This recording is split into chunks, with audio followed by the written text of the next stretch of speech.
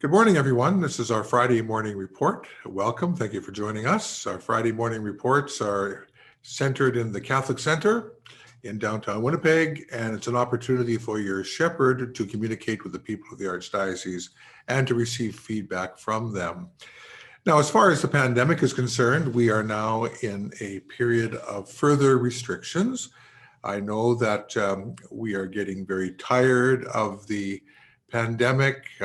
The restrictions, when they increase the fatigue and difficulty on the part of people. But this is where we're at as a province. So the numbers of people in the congregation in our churches has now been reduced to 10 people. And that is the same with the funerals and weddings and baptisms. And I know this is a difficulty for all of us, but it's temporary and it goes to the end of May. And please God, there'll be no further restrictions after that, as we're all praying very hard for the vaccines to take effect. But nevertheless, many people notice a certain inconsistency in the protocols and the strict protocols that have now been established for the next month. And so I've written to the Chief Medical Officer, Dr. Roussin, also to the Minister of Health in Manitoba, asking for a bit of reconsideration for some aspects of those restrictions that'll help our faith communities. After all, our faith communities are very controlled environments. We've been very supportive of the government in their protocols. And I've just asked for a second look at that so that perhaps we can bring a bit more flexibility into our communities during this time of further restrictions with regards to the protocols to mitigate the pandemic. Now, certainly, I realize that all of us are experiencing this certain fatigue and whatnot, but at the same time, this is not a time to go into our shells. We continue to proclaim the Word of God.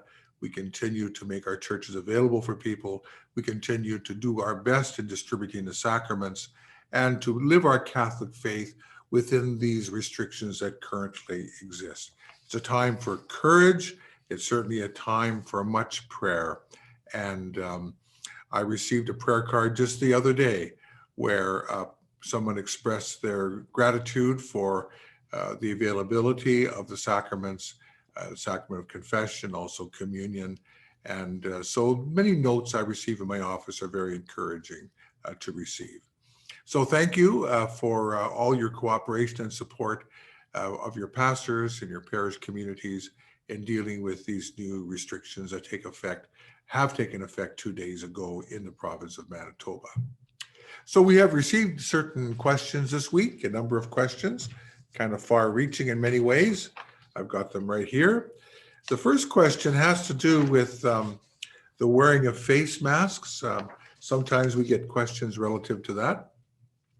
The question goes like this: could you give us an update on the rules for wearing face masks in a faith gathering?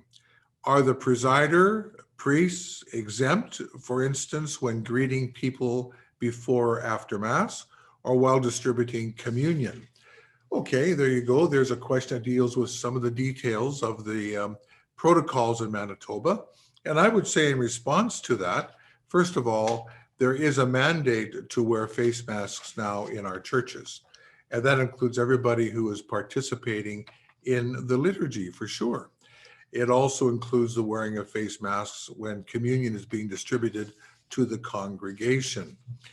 With regards to face masks being worn outside the church, if the priest is greeting people, the new restrictions don't deal with the outdoors in that way. It deals with indoor activities. And so I don't really have a response in terms of wearing face masks outside. However, what does hold is the question of social distancing. And I think most people already wear face masks under those situations. And I highly recommend that one does, even when greeting people outside the church doors. I hope that answers your question. Did my best to try to cover the areas that you were asking about. Thank you very much for that first question. The second question is as follows: what can you share about your recent meeting with Cabinet Minister Honourable Elieen Clarke regarding reconciliation. Well, yes, I did. I met with the Honourable Elieen Clarke. I shared with her what the bishops are doing in Canada relative to reconciliation with our Indigenous brothers and sisters.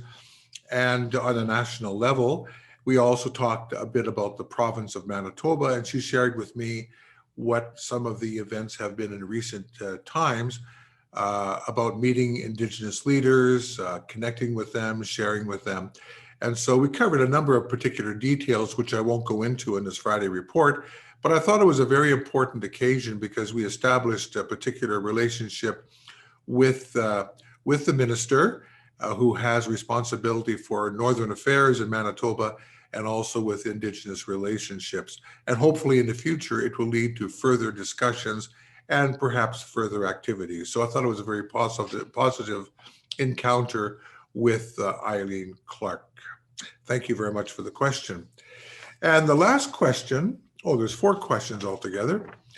The third question is, are you related to Cardinal Gagnon, who investigated Freemasonry in the Vatican for Pope Paul VI? Well, that's quite a question. Whoever asked that question is doing an awful lot of research, I can tell you. Well, actually, Cardinal Gagnon is a relative, I suppose, a distant relative of the Gagnon family. I'm not closely related to him at all. Just as a sideline there, maybe most French Canadian families share a history in Canada, a history that goes back 400 years. And so the particular families, the French Canadian families, they come from a few ancestors, sometimes one ancestor. So it's easy to trace your ancestry. And so it's the same with the Gagnon family. And these 1 or 2 people who emigrated from France 400 years ago, they had large families for decades and decades and decades. And the families grew and the population grew very rapidly. For example, Cardinal Gagnon's family, Édouard Gagnon, he comes from a family of 13 children, which was not unusual for his generation. My mother's family had 12 children in it, for example. And so it's rather easy for those families to trace all the way back to their ancestors in Canada over the 400 years. The problem is, of course, is going to the old country, to France itself, to the mother country. That's where it's difficult, because when the conquest occurred in Canada, relationships were cut off for a very, very long time with Europe. So there is a distant relationship with Cardinal Gagnon, but that's all I can really say. Now, Cardinal Gagnon, for many years, was the president of the Pontifical Council for the Family in Rome, and he was on other important committees and organizations in the Roman Curia. And so he is a well-known individual, now deceased, of course. He is a Sulpician priest who is trained to educate priests. And so he was rector of, interestingly enough, St. Boniface Seminary in our neighboring diocese for many years. He also was the president of a seminary in Colombia as well. So Cardinal Gagnon is one of those international clerics coming from Canada who serve the church in very admirable way. So that's how I would respond to your question. To make it short, I'm distantly related. The final question is, what are your thoughts on Father James Martin, SJ's pro-LGBT ministry? Well, I must confess, I'm not familiar with Father Martin's writings. I've not listened to him speak at any time. I know that he has spoken about the importance of effective relationships with people of same-sex attraction and having an effective pastoral outreach for them. But that's really all I can really say about Father Martin at this point. So I would encourage you, if you have an interest in that, to maybe do some research yourself on his talks and what he has said on that subject. Before we go on to our special guest today, and yes, we do have a special guest for our Friday report, I just want to share with you something kind of beautiful. You might remember that at the beginning of Lent, I made a challenge for people to do some special reading during Lent. And I challenged people to read the Catechism over Lent.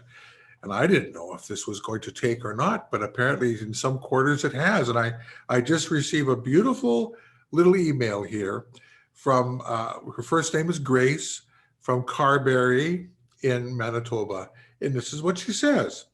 She says, this message is for Archbishop Gagnon, who made a challenge for adults to read the Catechism of the Catholic Church during Lent. He asked people to email and let him know how it went. So this is how it went for Grace. Well, I'm currently on page 247. I didn't see the message from him until at least halfway through Lent. And when I also found out that you can't just read it like a novel, I often had to look up the Bible quotes in the footnotes or reread portions to really understand it. I also found myself Googling some things, like the hierarchy of truths. Maybe I will finish by the end of Easter season at Pentecost, a great day to finish the catechism. All in all, I am finding it a worthy project. Well, you know, I've noticed that nowadays when people meet, they always ask themselves this question: have you been vaccinated yet? That's the start of a conversation. I hear that all the time. Well, you know, it might be another question. Have you read the catechism yet? How about that? So I wonder how many of you have actually taken up the challenge. After all, it'd be wonderful if more and more people would read the Catechism of the Catholic Church. It's easily accessible. And to learn about our faith, nowadays we should know more about our faith and to share the joy of our faith with others. So thank you, Grace, for writing to me. I look forward to any other emails that may share with me what you have done over Lent in reading the Catechism of the Catholic Church. Wonderful.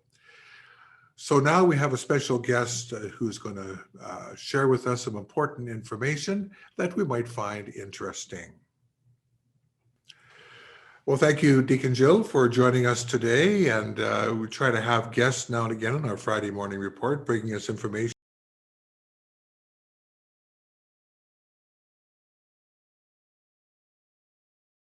So this morning we have a special guest, and that is Deacon Gilles Urquhart, who is a permanent deacon with the Archdiocese of St. Boniface and also has a connection with our own Archdiocese of Winnipeg, as he owns and operates the religious goods store Step and Shoe on William Street near the Exchange District in downtown Winnipeg.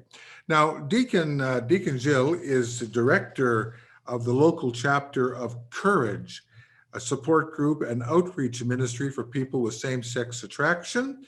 And I recently read the manual for the International Courage Organization, and I must say I was very impressed by the theology and much impressed by the pastoral outreach. I think any Catholic would find that reading very encouraging. It's very impressive. So Deacon Gilles, welcome to our Friday morning report. Thank you for taking the time to be with us today. I see you're speaking to us from your office in your religious goods store. So thank you for coming. Yeah. Thanks to Grace. Perhaps we could start this way, Deacon Gilles. Can you share with us a little bit about Courage itself, how it started and its history in Winnipeg? Because a lot of folks don't know anything about Courage. Okay, well, just to back up before Winnipeg even, Courage started, I believe, back in 1980 at the invitation of a Cardinal Cook at the time, Terence Cook, who was looking for a way for the church to develop a ministry for those dealing with same-sex attractions who wish to be living it within a Catholic context with fidelity to the life of the church, to living chastity and living, all the virtues that we're called to live as Catholic people. And so the founder of Courage was a Father John Harvey, who passed away a few years back. And Father John had much experience in counseling people and helping people before starting Courage. So Cardinal Cook kind of tapped his shoulder and encouraged him to launch the ministry. And so the ministry began in New York City, and it was members themselves that came up with the 5 goals of Courage. My own awareness of courage goes back probably in 1990. I first read about the ministry and was certainly impressed with it, and thought it was a good ministry in the church. And when I became a deacon, I had asked Archbishop Legat, well, at the time Archbishop Goulet, if I would do this ministry, because I really believe it's important for the church to have this ministry to enable people to be able to share what they're struggling with, to have a safe place to talk about what they're dealing with, as far as dealing with homosexuality in their own lives, and to support each other in being able to live chastity or cultivate growing in chastity.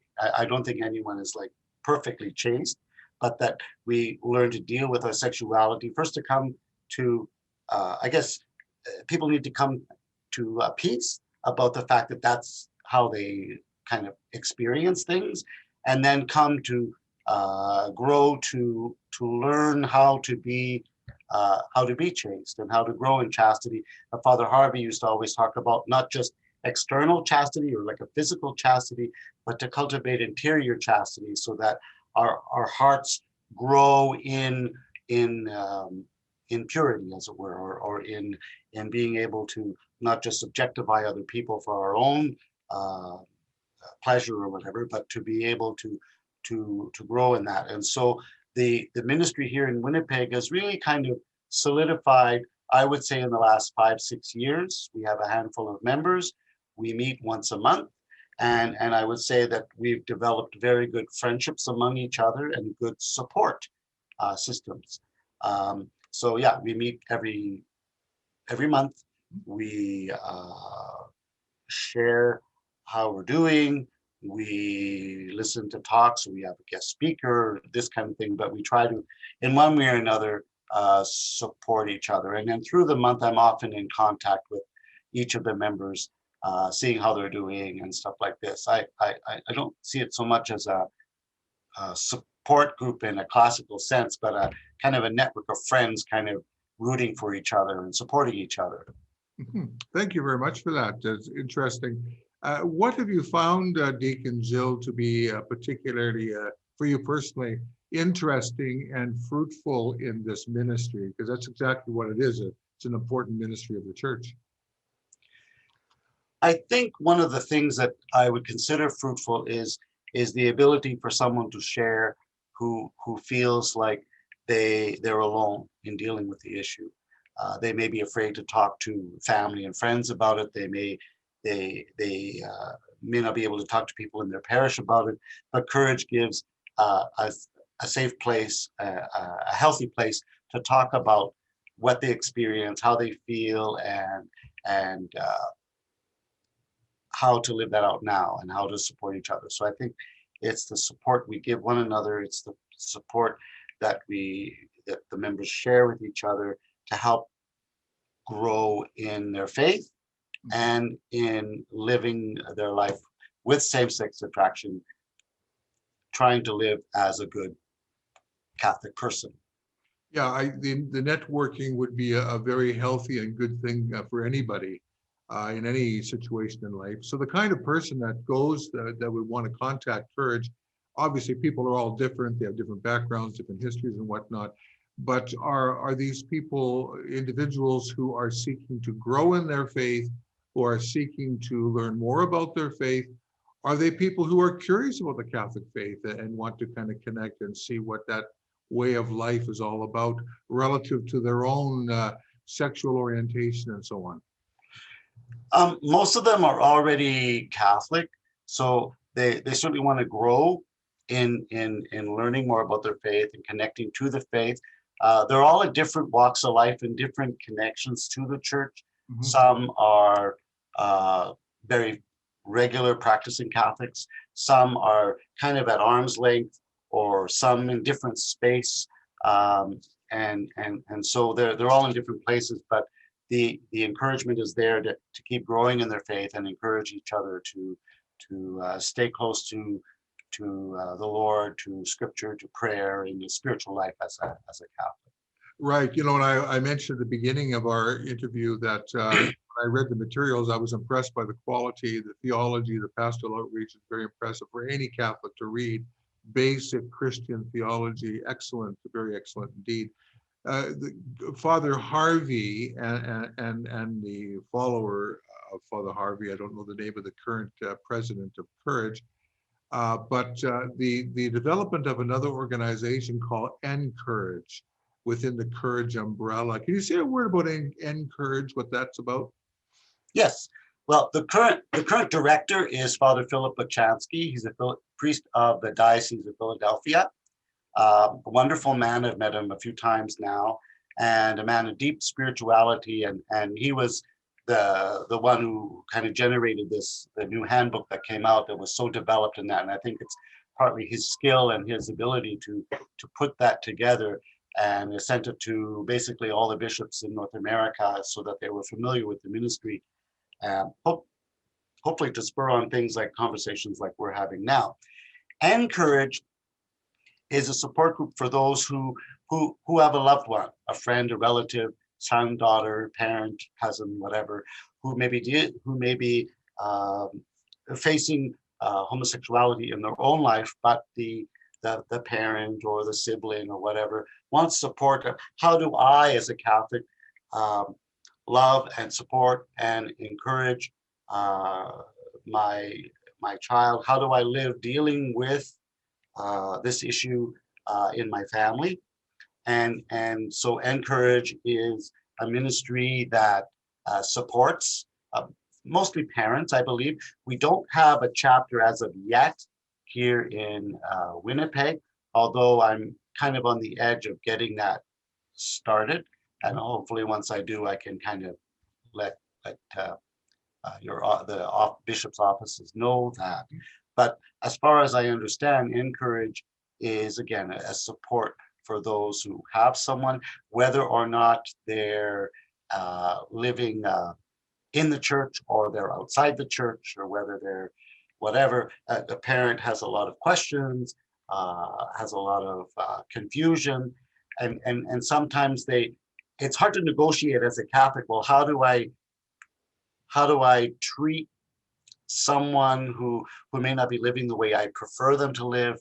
Usually the faithful Catholic parent is confused how to react to, let's say, a daughter or a son who's living in a gay lifestyle and all of that kind of stuff.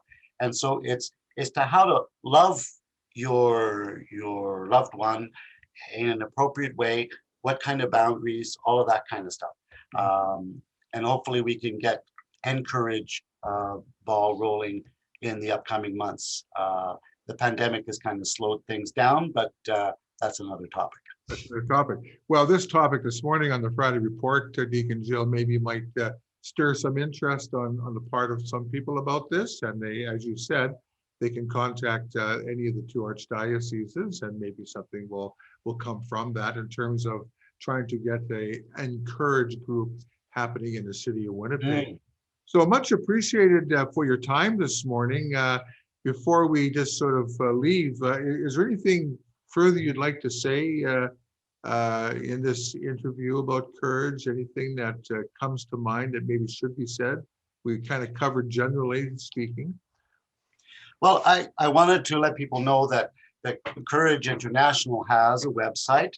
They can go to couragerc.org to look at the Courage website. There's lots of material for anybody connected, whether it's with Courage or Encourage. There's testimonies there. There's all kinds of material to help people understand the Catholic approach to this issue, and to help people see how profound and how helpful and how it leads people to a deeper walk with the Lord. So couragerc.org.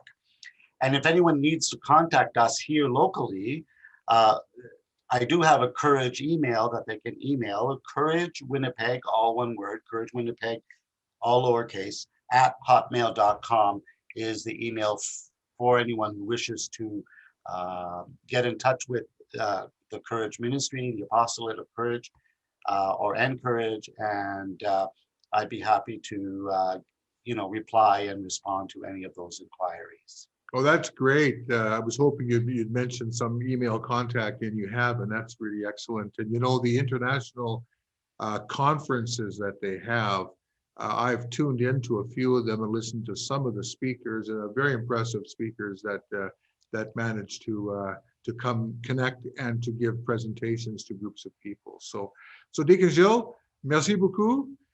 Thank you for your time today, and I hope to see you soon. No problem. Thanks again. God bless you. I appreciate your encouragement.